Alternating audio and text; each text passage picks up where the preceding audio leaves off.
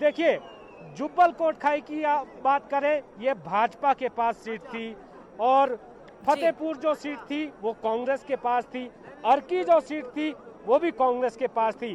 तो यहाँ पर कांग्रेस जो है वापसी करती हुई जरूर नजर आ रही है।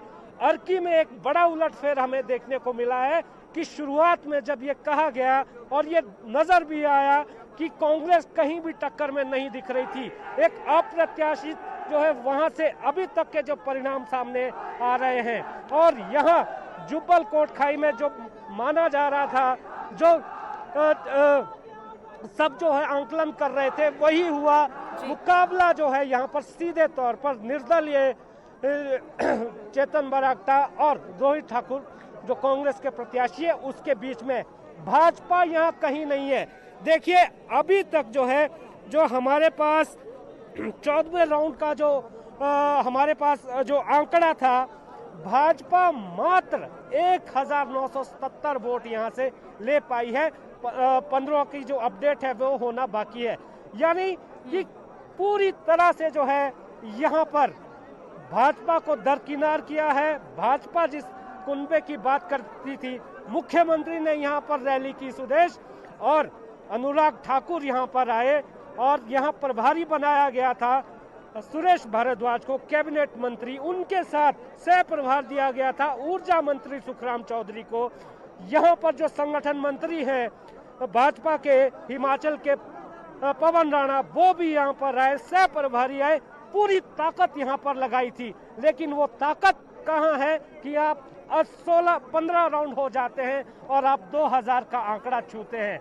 तो कुल मिलाकर जो है यहाँ से लेकिन अगर यही रुझान परिणाम निकले भाजपा के लिए दिया जा रहा है, अगर यही रुझान परिणाम निकले तो बीजेपी के लिए बड़ा संकट हो जाएगा। मुख्यमंत्री और पार्टी के जो बड़े चेहरे थे, इनमें अनुराग ठाकुर का नाम भी शामिल है, जब चुनाव प्रचार कर रहे थे तो विकास की दुहाई दे रहे थे, कह रहे थे कि विकास बहुत करवाया है, आगे भी करवाएंगे, डबल इंजन की सरकार है। तो फिर अगर हार हुई तो सीधा मानिए मतलब ये है कि विकास नहीं हुआ, जनता नहीं मानती कि ऐसा हुआ, उन तक नहीं पहुंच पाया। आपके पास लौटेंगे, फिलहाल बड़ी खबर का रुख करेंगे क्योंकि चुनाव परिणाम इलाहाबाद सीट से भी आ रहे हैं। रुझान आपको बता रहे हैं, बड़ी खबर, इलाहाबाद में दूसरे राउंड की मतगणना खत्म हो गई है। 2300 वोटों से अभय सिंह चौटाला इनेलो के प्रत्याशी आगे चल रहे हैं। अभय चौटाला को अब तक 6915 वोट मिले हैं। बीजेपी प्रत्याशी गोविंद कांडा से उनको सीधी टक्कर मिल रही है।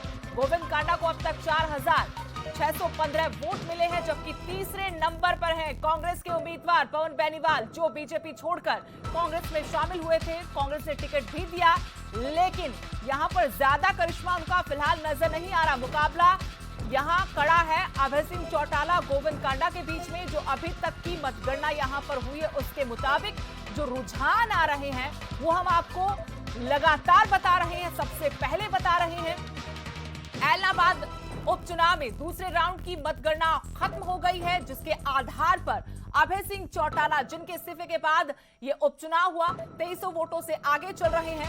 सीधे रुख करेंगे मेरे सहयोगी नकुल जसूजा का। नकुल, इलाहाबाद से क्या अपडेट मिल रही है? दूसरे राउंड की मतगणना खत्म, 2300 वोटों से अभय सिंह चौटाला आगे थे, फिलहाल क्या अपडेट है? देखिए सुदेश, दूसरा नहीं चौथा राउंड भी पूरा हो गया है। जो हमारे पास अब अपडेट मिली है, चौथा राउंड पूरा हो गया है, उसको कैलकुलेट किया जा रहा है और चौथे राउंड के नतीजे भी अब से कुछ ही देर में आएंगे। तीसरे राउंड में 3208 वोटों से अभय सिंह चौटाला आगे हैं और जो सूचना मिली है उसमें यह है कि चौथा राउंड पूरा हो गया है और वोटों की कैलकुलेशन हो रही है। बड़े ही सलीके से जो है, कैलकुलेटिव तरीके से वोट कैलकुलेट करने के बाद ही नतीजे जो है हर राउंड के डिक्लेयर किए जाते हैं। फिलहाल की स्थिति यह है कि 3208 वोटों से अभय सिंह चौटाला आगे हैं और अब जो है चौथे राउंड की भी कुछ देर बाद हम अपडेट देंगे। अभय सिंह चौटाला को 10,000, मैं जानकारी दे दूं कि अभय सिंह चौटाला को 3 राउंडों तक 10,400 माफ कीजिएगा 11,225 वोट जो है उनको मिले हैं। उसके अलावा गोविंद कांडा को 8,017 वोट मिले हैं। पवन बेनीवाल को 6547 वोट मिले हैं। चौथे राउंड की डिटेल अभी कुछ ही देर में हम अपडेट करेंगे, लेकिन सूचना यह है कि राउंड पूरा हो गया है